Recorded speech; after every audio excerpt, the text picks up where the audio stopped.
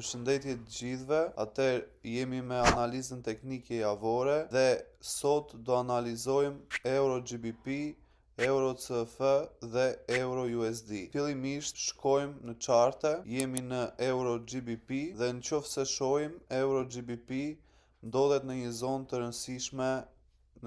rëndësishme supply, ku është kjo zona këtu dhe gjatë pothuajse nga e njëjtja deri në të premte ka ngecur në këtë zonë duke e refuzuar disa herë. Ajo çka unë pres te ky çift është të kemi një bies bearish dhe kemi një lëvizje, nëse shkojmë edhe pak te kjo zona këtu, të kemi një lëvizje short drejt zonave, drejt këtyre bishtave këtu dhe pse jo akoma më poshtë deri në zonën e rëndësishme demand. Ky është skenari im për sa i përket Euro GBP. Shkojmë në Euro CF.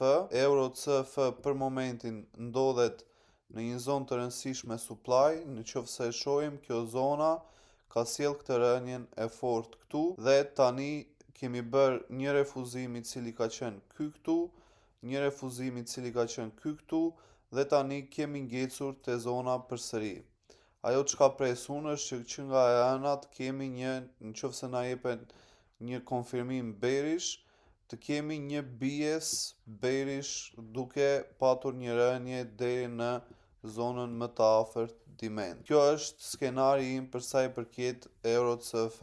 Dhe e fundit, Euro USD. Euro USD për momentin ndodhet në një zonë të rëndësishme supply, sepse nëse shkojmë majtas, do e shohim qartë që është një zonë këtu e cila ka sjell këtë rënien këtu të fortë dhe është një zonë e llojit drop base drop, kështu që tani fillimisht ne e kemi refuzuar një herë këtu,